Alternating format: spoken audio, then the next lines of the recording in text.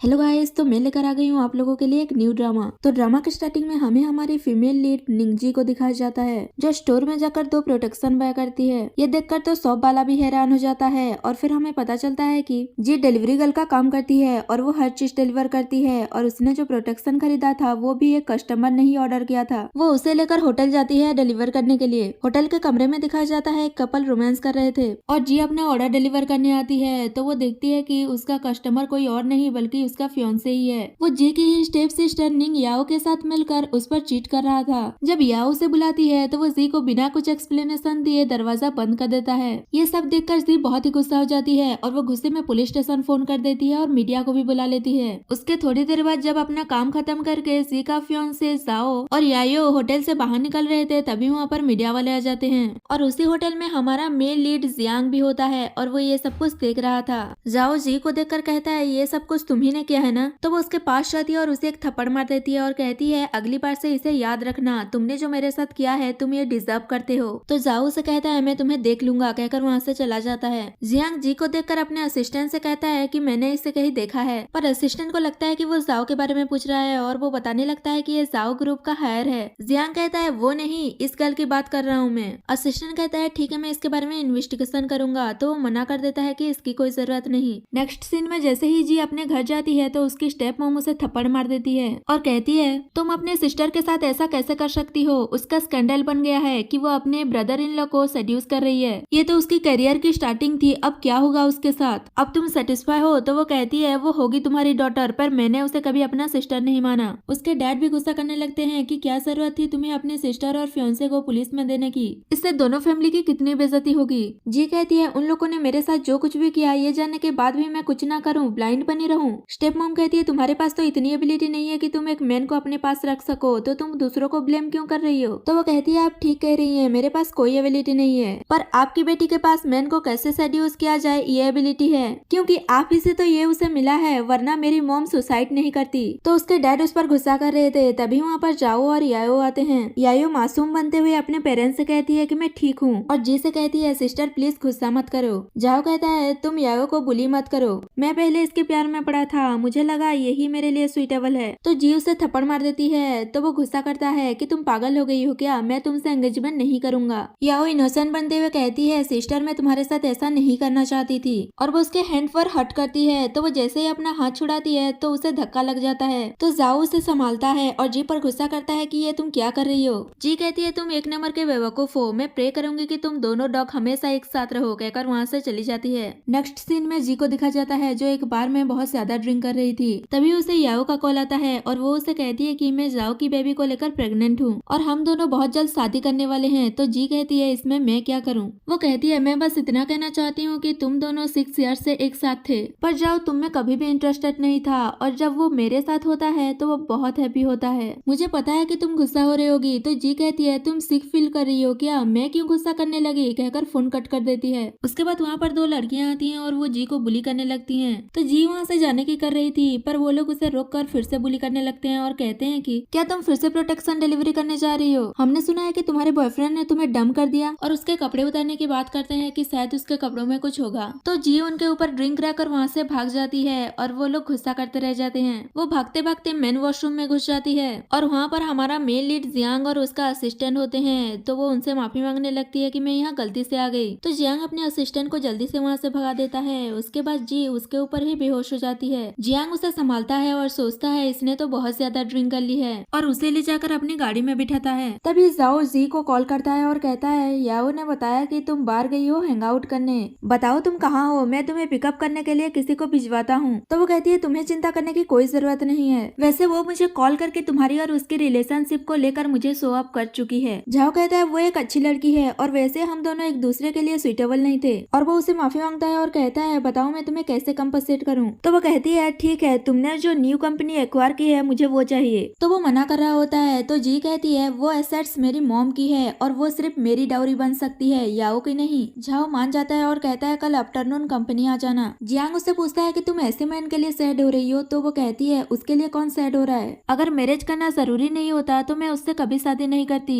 मुझे बस मेरी मॉम की कंपनी चाहिए, उसके बाद मेरा उससे कोई लेना देना नहीं है। जियांग कहता है इन्वेस्टमेंट इतनी आसानी से नहीं मिलती, क्या तुमने इसके बारे में कुछ सोचा सोचा है। तो वो उसके क्लोज जाती है और कहती है क्या तुम मेरे साथ नाइट स्पेंड करोगे। जियांग कहता है इसके लिए तुम्हें पे करना पड़ेगा। जी कहती है ठीक है मैं तुम्हें मनी ट्रांसफर कर दूंगी कहकर अपना फोन ढूंढ रही थी। तो वो उसे रोकता है और कहता है अगर यहाँ कोई भी होता तो तुम उसके साथ नाइट स्पेंड कर लेती। तो वो कहती है नहीं नहीं, मैं तो बस उस जाओ से बेटर मैन ढूंढ रही हूँ। ऐसी बातें सुनकर असिस्टेंट बेचारा शर्माते ही रह जाता है। जी उससे बार बार चिपक रही थी पर वो उसे बार बार खुद से दूर कर रहा था। तो वो कहती है क्या तुम भी मुझे डिसलाइक करते हो, क्या मैं प्रीटी नहीं हूँ। जियांग कहता है तुम्हें अभी रेस्ट करना चाहिए। तो वो मना करती है और उसके क्लोज होकर किस करने लगती है। तो वो उससे पूछता है कि तुम्हें पता तो है ना कि तुम क्या कर रही हो। तो जी हाँ कहती है। उसके बाद जियांग उसे अपने घर लेकर जाता है और उसे बेड पर सुलाकर वहाँ से जा रहा था। तो जी उसे रोक लेती है और उसके साथ रोमांस करने लगती है। जियांग कहता है मैं लास्ट टाइम तुमसे पूछ रहा हूँ क्या तुम ये सब कुछ करना चाहती हो। तो वो हाँ कहती है। उसके बाद दोनों रोमांस करने लगते हैं। उसी बीच जियांग उसे मैरिज पेपर देता है और सीन यही कट हो जाता है। अगले दिन दिखाया जाता है जब जी उठती है तो वो सोचती है कि मैं कहाँ हूँ। तभी जियांग उसके लिए ड्रेस लेकर आता है। तो वो अपने आप को कवर करने लगती है और वो पूछती है कि लास्ट नाइट क्या हुआ था। जियांग कहता है पहले रेडी होकर आओ फिर बात करते हैं। थोड़ी देर बाद वो रेडी होकर ब्रेकफास्ट के लिए आती है और उससे माफी मांगने लगती है कि लास्ट नाइट में बहुत ड्रंक थी इसलिए ये सब कुछ हुआ। तो जियांग कहता है कोई नहीं ये मेरा ड्यूटी था। जी हैरान होने लगती है। तो वो उसे मैरिज पेपर दिखाता है। जी पेपर देखकर कहती है ये कैसे हो सकता है, हम दोनों की मैरिज हो गई, ये इम्पॉसिबल है, मैं तो कल रात ड्रंक थी। जियांग कहता है कल तुम ड्रंक की हालत में साइन किया था और अब तुम एडमिट नहीं कर रही हो। और वो अपने लव बैट्स दिखाकर कहता है ये रहा एविडेंस। जी एम्बरेस होने लगती है और माफी मांगते हुए कहती है कि मैं कंपनसेशन दे दूंगी। तो असिस्टेंट उसे बताता है कि जियांग इस सिटी के सबसे रिचेस्ट मैन में से एक है और किसी ने तो इन्हें मील पर इनवाइट करने के लिए 1 बिलियन पे किया था। ये जानकर जी शॉक्ड हो जाती है और वो ब्रेकफास्ट को देखकर कहती है मैं ये ब्रेकफास्ट नहीं करूंगी, मुझे कुछ डिस्काउंट मिलेगा। जियांग कहता है मैं तुम्हें 3 दिन दे रहा हूँ, इसमें तुम अपने पुराने प्रॉब्लम्स को सेटल करो। 3 दिन बाद मैं तुम्हें लाने के लिए किसी को भेजूंगा। और फिर वो वहाँ से चला जाता है। जी अपने कमरे में जाकर परेशान हो रही थी और फिर वो जियांग के बारे में नेट पर सर्च करती है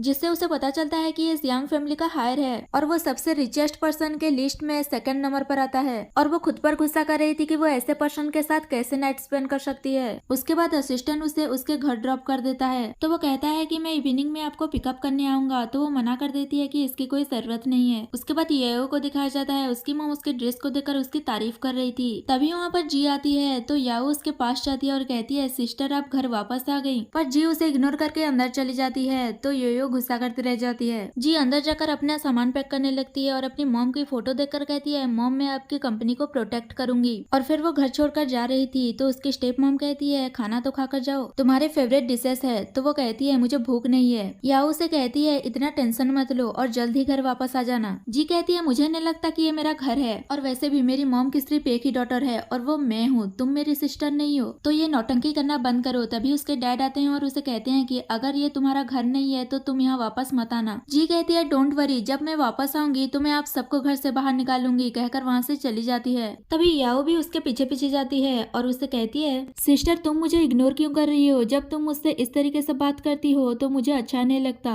तो जी कहती है अब तुम क्या करना चाहती हो। याओ कहती है मैं तो बस तुम्हारे लिए वरीड हो रही हूँ, तुम अपना सूटकेस लेकर इतनी बड़ी जगह में कहाँ जाओगी। अब तो तुम निंग फैमिली की मेंबर भी नहीं हो जो ड्राइवर तुम्हें कहीं भी ले जाएगा। जी कहती है तुम्हें डर नहीं लगता, तुम ये इनोसेंट बनने का जो ढोंग कर रही हो इसके बारे में सबको पता चल गया तो क्या होगा। तो वो कहती है सारे मैन इसी को ही लाइक करते हैं, सोचो अगर मैं यहाँ गिर जाऊँ और मेरे बेली में जो बच्चा है उसे कुछ हो जाए तो ब्लेम किस पर जाएगा। जी कहती है तुम फिर से प्ले कर रही हो और वो वहाँ से जा रही थी। तभी वहाँ पर जियांग अपने कार से आता है। जी उससे पूछती है कि तुम यहाँ क्या कर रहे हो। तो वो बताता है कि मैं यहाँ से बस गुजर रहा था। उसके बाद असिस्टेंट उसका सूटकेस गाड़ी में रखता है और जी यायो को बाय कहते हुए गाड़ी में बैठकर चली जाती है और यायो तो ये सब देखती रह जाती है कि ये हो क्या रहा है। रास्ते में जी जियांग से पूछती है कि तुम यहाँ पर क्यों आए। तो वो उसके क्लोज होकर उसके सीट बेल्ट लगाता है। फिर कहता है आफ्टर ऑल तुम मिसेस जियांग हो, मुझे तो आना ही था। और वो उसे जाओ की कंपनी में ड्रॉप कर देता है। जी कंपनी के अंदर जाती है और कहती है कि मुझे मिस्टर जाओ से मिलना है। एम्प्लॉय उससे पूछती है कि क्या आपके पास अपॉइंटमेंट है। तो बताती है मैं निंगजी हूँ और मुझे कल ऑफिस आने के लिए कहा था। तो वो उसे अंदर जाने दे देती है और अपने कलीग से पूछती है कि ये हमारी बॉस की फियांसे है ना। तो वो कहती है क्या तुमने लेटेस्ट न्यूज नहीं देखा, हमारा बॉस अभी निंग याओ के साथ है जो एंटरटेनमेंट कंपनी में है। रिसेंटली वो बहुत फेमस भी हुई थी। उसके बाद ऑफिस में दिखाया जाता है जहाँ जाओ ये कंपनी जी के नाम कर देता है और कहता है अब से ये तुम्हारा है। तो वो कहती है ये तो मेरा ही है।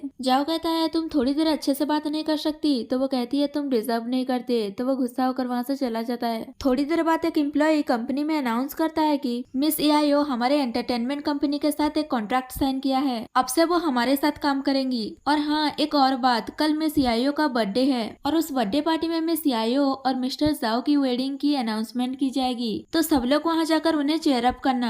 यायो जी को देखकर कहती है, सिस्टर तुम यहाँ, तुम जरूर यहाँ ब्रदर जाओ से मिलने आई होगी, क्या तुम उनसे मिली? लगता है वो किसी काम में बिजी होंगे, क्या मैं उन्हें फोन करके तुमसे मिलने के लिए बुला दूं? तो वो कहती है, इसकी कोई जरूरत नहीं है, मैं ऑलरेडी उससे मिल चुकी हूँ। ये सुनकर एम्प्लॉयज आपस में बातें करने लगते हैं कि ये अपने ब्रदर इन लॉ को प्राइवेट में जाकर मिल रही है, कितनी सेमलेस है। तभी वहाँ पर कंपनी का मैनेजर आ जाता है और वो जी को वहाँ पर देखकर सबको बताता है कि ये कंपनी मिस निंग जी के नाम पर ट्रांसफर हो गया है, तो आज से मिस जी ही इस कंपनी को संभालेंगी। तो वो एम्प्लॉय कहता है, क्या मिस यायो के नाम पर नहीं हुआ? लगता है बॉस से कुछ मिस्टेक हुआ है। तो मैनेजर उसे डांटते हुए कहता है कि ये तुम क्या कह रहे हो, कैसे कुछ मिस्टेक हो सकता है? तो वो जी से माफी मांगता है। जी यायो के पास जाती है और कहती है, ये याद रखना, तुम फ्यूचर में मेरे लिए मनी अर्न करोगी। तो वो गुस्सा होकर वहाँ से चली जाती है। उसके बाद वो अपने ऑफिस जाती है और मन ही मन सोच रही थी कि मॉम, मैं निंग फैमिली से आपका सब कुछ धीरे धीरे करके वापस ले लूंगी। तभी उसे उसके डैड का कॉल आता है और वो उस पर गुस्सा कर रहे थे कि तुम ये सब कुछ क्या कर रही हो,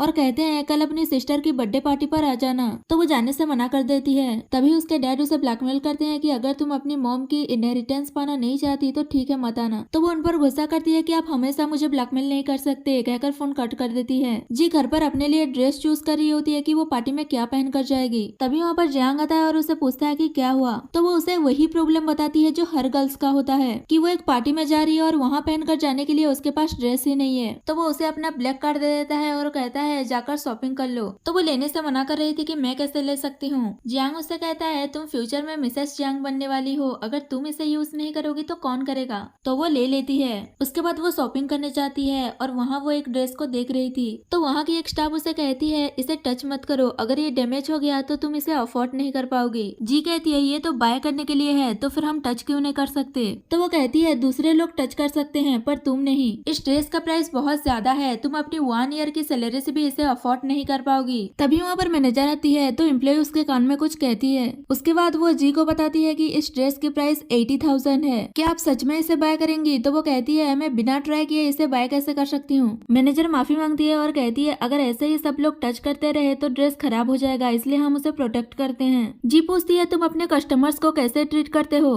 तो वो बताती है कि हम अपने वीआईपी कस्टमर्स के सारे रिक्वायरमेंट पूरी करते हैं। तभी जी अपना ब्लैक कार्ड निकालती है। उसे देखकर मैनेजर शॉक्ड हो जाती है और कहती है, इसमें तो अनलिमिटेड पैसे होते हैं। जी पूछती है, तुम्हारे वीआईपी कस्टमर बनने के लिए कितना कॉस्ट लगेगा? तो वो कहती है, आपके पास ब्लैक कार्ड है, अब वैसे ही हमारे वीआईपी कस्टमर हैं। जी उसे उस ड्रेस को पैक करने के लिए कहती है और उस एम्प्लॉय को फायर कर देने के लिए कहती है और कहती है, तुम्ही ने तो कहा था तुम लोग वीआईपी कस्टमर्स के सारे रिक्वायरमेंट पूरे करते हो। तभी वहाँ पर वही लड़की सैन आ जाती है जो बार में जी को बुली कर रही थी, और ये जाओ का सिस्टर है और उसके साथ एक फू नाम का लड़का है जो स्टोर का एक शेयर होल्डर है। सैन जी की इंसल्ट करने लगती है कि तुम मेरे ब्रदर से पैसे लेकर यहाँ पर शॉपिंग करने आई हो और यहाँ पर खुद को पावरफुल शो कर रही हो, तुम यहाँ के किसी भी ड्रेस को डिजर्व नहीं करती।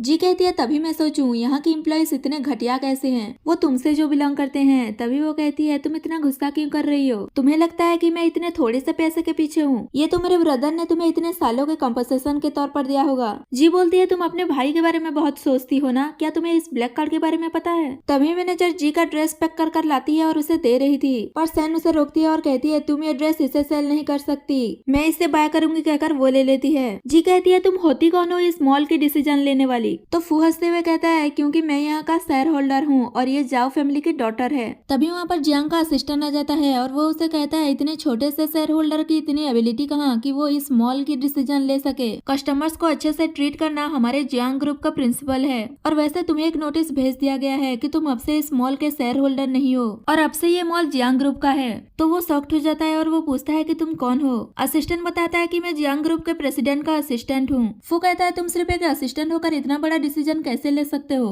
तो वो कहता है, तुम्हारे फादर बाद में तुम्हें सब कुछ समझा देंगे। और वो जी से कहता है, मिस्टर जियांग आपका वेट कर रहे हैं। तो वो सैन से अपना ड्रेस वापस लेकर वहाँ से चली जाती है और सैन गुस्सा करती रह जाती है। जी जियांग के पास जाती है और उसे आज के लिए थैंक यू कहती है और वो कहती है वो बाद में उसने जो उसके लिए पैसे पे किए हैं वो वापस कर देगी। जियांग कहता है, तुम्हें क्या लगता है मेरे पास पैसों की कमी है? और फिर दोनों एक दूसरे का हाथ पकड़कर वहाँ से चले जाते हैं। उसके बाद यायो के बर्थडे पार्टी में दिखाया जाता है जहाँ उसकी स्टेप मॉम उसके डैड से कह रही होती है कि अभी तक वो आई क्यों नहीं, अगर वो नहीं आएगी तो हम क्या करेंगे? तो वो कहता है, हमारे पास एक बैकअप प्लान है। स्टेप मॉम कहती है, मेरे पास उसकी मॉम की कोई भी सामान नहीं नहीं है, अगर वो मुझे बाद में पूछेगी तो मैं क्या जवाब दूंगी। डैड कहते हैं अगर मैं ऐसा नहीं कहता तो वो यहाँ आने के लिए कैसे मानती। तभी पार्टी में एक लेडी आती है जिसका नाम ली है और वो जी की गॉड मदर है। वो आते ही जी के बारे में पूछती है कि वो कहाँ है, तुम लोगों ने तो कहा था कि वो आएगी। डैड कहते हैं वो आती ही होगी, हम आपसे झूठ क्यों बोलेंगे, वो कुछ ही टाइम में पहुंच जाएगी। उसके आने के बाद हम आपको सब कुछ अच्छे से एक्सप्लेन कर देंगे। और अपनी वाइफ से कहते हैं कि जाकर जी को कॉल करो, कहाँ तक पहुंची है। जाओ याओ से कहता है कि मुझे नहीं लगता वो यहाँ आएगी। उसके बाद जियांग को दिखाया जाता है, उसका असिस्टेंट आकर यायो का इन्विटेशन कार्ड उसे देता है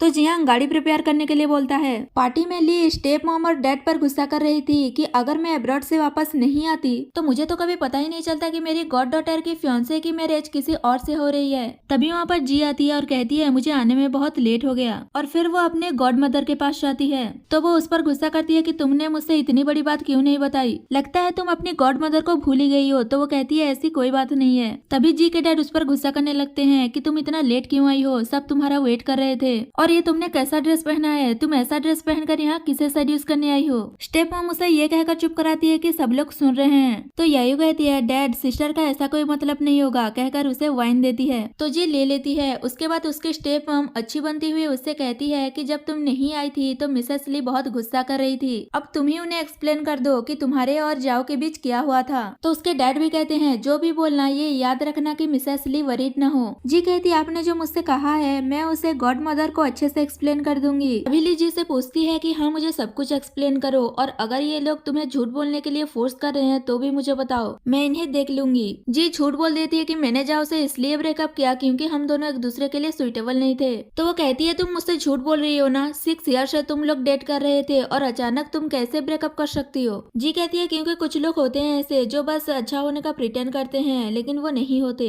तो यायो कहती है सिस्टर तुम मिसेस ली को सच बता दो ना। तो वो पूछती है कौन सा सच। यायो कहती है यही कि तुम किसी और को लाइक करती हो। मिसेस ली पूछती है क्या ये सच है। तो जी के पेरेंट्स उसे इशारों में हाँ कहने के लिए कहते हैं तो वो एक्सेप्ट कर लेती है कि वो किसी और को लाइक करती है। तो वो हंसते हुए कहती है अच्छा किया, वो जाओ तुम्हारे लायक नहीं था। डैड कहते हैं पर उसे जिजियान के साथ नहीं घूमना चाहिए, वो अच्छा लड़का नहीं है। तो जीजी पूछती है आप लोग किस बारे में बात कर रहे हैं, मुझे इस बारे में नहीं पता। उसकी स्टेप मॉम एक्टिंग करने लगती है कि तुम अब ये सब कुछ मिसेस ली से छुपा क्यों रही हो, उन्हें सच बता दो ना कि तुम टैंग फैमिली के सेकंड यंग मास्टर टैंग जिजियान के साथ हो। पर वो अच्छा लड़का नहीं है, उसका बहुत सारे स्कैंडल हैं, पर इसमें मेरी ही गलती है। तुम्हारे मॉम के जाने के बाद मैं तुम्हें अच्छे से डिसिप्लिन नहीं सिखा पाई। यायो भी एक्टिंग करने लगती है कि मॉम अपने सिस्टर के लिए बहुत कुछ किया है। जी समझ जाती है कि वो क्या करना चाहते हैं और कहती है कि इसका मतलब तुम लोगों ने मुझे इसलिए यहाँ पर बुलाया था। तभी जिजान आता है और जी के शोल्डर पर हाथ रखता है और कहता है तुम अपने पेरेंट्स से फिर से क्यों झगड़ा कर रही हो। और उसके रिंग में पॉइजनस पिन था जो जी को लग जाता है। ली पूछती है क्या यही जिजियान है। तो स्टेप मॉम कहती है ये यंग लोगों का मैटर है, वो खुद ही अपना मैटर सॉल्व कर लेंगे, हम रूम चल के वहाँ रेस्ट करते हैं, कहकर उसे जबरदस्ती वहाँ से ले जाती है। तभी जी की तबीयत खराब होने लगती है। जिजान कहता है हमें पहले ही पता था कि तुम ये ड्रिंक नहीं पीने वाली, इसलिए हमने पहले ही तैयारी करके रखा था। यायू कहने लगती है कि सिस्टर आप तो इतना ज्यादा ड्रिंक नहीं कर सकती, तो फिर इतना ड्रिंक क्यों कर रही हो। डैड भी उस पर गुस्सा करते हैं कि तुम हमें एम्बेरस कर रही हो और जिजियान को उसे कमरे में लेकर जाने के लिए कहते हैं। तो वो कहता है आप चिंता मत कीजिए, मैं इसका अच्छे से ख्याल रखूंगा, कहकर उसे लेकर जा रहा था। तभी वहाँ पर जियांग आ जाता है। उसे देखकर डैड उसके पास जाकर पूछते हैं कि आप यहाँ क्यों आए हैं, क्या हमसे कोई गलती हो गई है। जी भी उसे देख लेती है और उसके पास जा रही थी, पर जिजियान उसे रोक लेता है और कहता है जब तुम जियांग को देखोगी तो खुद को कंट्रोल नहीं कर पाओगी क्योंकि वो है ही हैंडसम, कहकर वो उसे वहाँ से ले जाता है और उसे कमरे में ले जाने के बाद उसका फायदा उठाने की कोशिश कर रहा था। तभी वहाँ पर जियांग आ जाता है जी को सेव करने के लिए और असिस्टेंट जिजियान को अच्छा खासा सबक सिखाता है और जियांग उसे कहता है मेरी वाइफ तुम्हारी गर्लफ्रेंड कैसे बन सकती है। तभी वहाँ पर यायो और उसके डैड आ जाते हैं और वो जियांग से कहते हैं कि आपसे कोई मिस्टेक हुआ होगा, ये तो बस निंगजी है। तो जियांग उसे अपने एक लुक से ही चुप करवा देता है और वो जी को कैरी करके उन पर गुस्सा करके वहाँ से चला जाता है। जियांग उसे घर ले जाकर बेड पर सुलाता है और उसका सूस वगैरह भी निकालता है और उसे रेस्ट करने के लिए छोड़कर वहाँ से जा रहा था।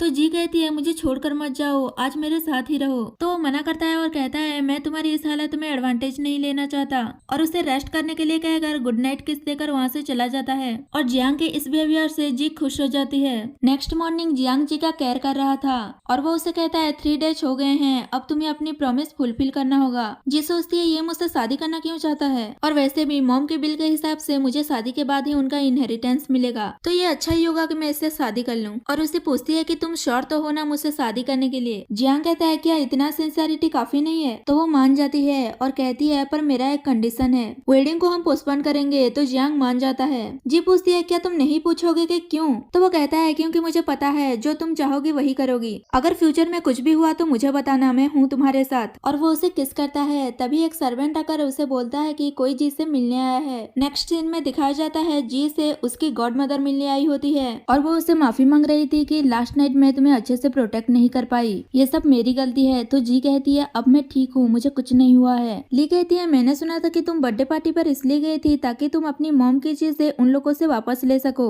पर मैं तुम्हें बता दूं कि उनके पास तुम्हारी मॉम की कोई भी चीज नहीं है। उन्होंने तुमसे झूठ बोलकर वहाँ बुलाया था। तुम्हारी मॉम की चीजें मेरे पास है कहकर वो उसे देती है। जी जैसे ही वो बॉक्स खोलकर देखती है तो उसमें एक नेकलेस होता है। ली उसे बताती है कि इस नेकलेस को तुम्हारी मॉम ने खुद डिजाइन किया था। ऐसा नेकलेस पूरे वर्ल्ड में सिर्फ 2 ही हैं। ये एक तुम्हारे पास है और दूसरा तुम्हारे मॉम के पास थी। वो हर वक्त उसे पहनी रखती थी, पर जब उसका एक्सीडेंट हुआ उसके साथ उसका नेकलेस भी डिसअपियर हो गया। और वो उसे बोलती है कि मुझे नहीं लगता कि तुम्हारी मॉम ने सुसाइड किया था, जरूर कुछ गड़बड़ है। नेक्स्ट सीन में जी जियांग को इसके बारे में बताती है तो वो पूछता है कि मिसेस ली के पास इसका कोई क्लू है क्या? तो वो बताती है गॉड मदर बता रही थी कि मिस्टर यान मॉम को जानती थी, हमें उनसे कोई क्लू मिल सकता है। गॉड मदर भी क्लू ढूंढने के लिए अब्रॉड चली गई हैं। वो इस बार चाइना इसीलिए ही आए थे क्योंकि मिस्टर यान यहाँ आने वाले थे। जियांग पूछता है कि मिस्टर यान कब रिटर्न होने वाले हैं चाइना? तो वो बोलती है 1 मंथ के अंदर आ जाएंगे। और वो नेकलेस को देखकर कह रही थी कि मॉम मुझसे बहुत प्यार करती थी, पर मुझे कैसे पता नहीं चला कि उनका मर्डर हुआ था।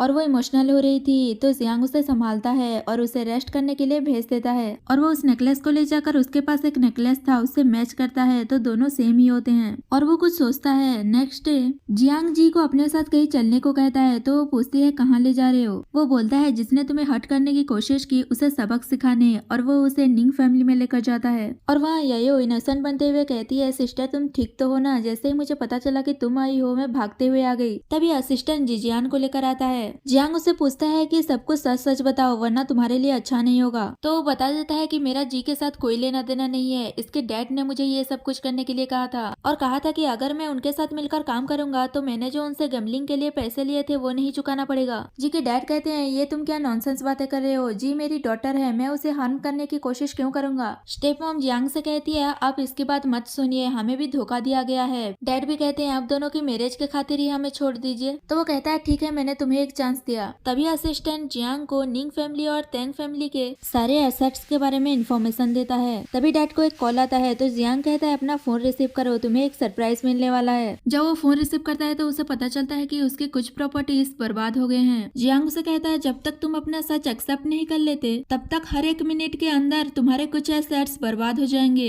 डैड कहते हैं ये तो गलत है ना, रूल्स के खिलाफ है ये। तो वो कहता है जो ज्यादा रिच होते हैं बस उसी के रूल्स चलते हैं। और जिजियान से कहता है नेक्स्ट तुम्हारी फैमिली की बारी है। तो वो कहता है ऐसा मत करो, अगर मेरे डैड को पता चल गया कि मैंने कांड कर दिया है तो वो मुझे छोड़ेंगे नहीं। मैंने सब कुछ सच तो बता दिया कि जी के डैड के कहने पर मैंने ये सब कुछ किया था, इन्होंने मुझे ये करने के लिए कहा था। तो वो झूठ बोल देता है कि मैंने ऐसा कुछ नहीं किया था, इसने मुझे कहा था कि ये और जी साथ में है और ये जी से शादी करना चाहता है। मैंने तो बस इस बात को पब्लिक किया है और कुछ नहीं। और वैसे भी यायो और जाओ की एंगेजमेंट बहुत पहले ही फिक्स्ड हो चुकी थी, मैंने कुछ नहीं किया कहकर वो जिजियान को मारने लगता है तो असिस्टेंट उसे रोकता है। जिजियान कहता है मेरे पास एविडेंस है कहकर वो रिकॉर्डिंग सुना देता है जिसमें वो लोग जी को हार्म करने की प्लानिंग कर रहे थे। और सीन यही कट हो जाता है। नेक्स्ट सीन में जियांग और जी वापस जा रहे थे तो जियांग कहता है मिसेस जियांग के साथ मैसअप होना अच्छी बात नहीं है। तो वो कहती है मेरे साथ मिस्टर जियांग है, अगर कुछ हुआ तो वो देख लेगा और ये लोग भी कुछ ऐसा ही करना चाहते थे। जियांग कहता है तुमने सही कहा कहकर दोनों साथ में चले जाते हैं।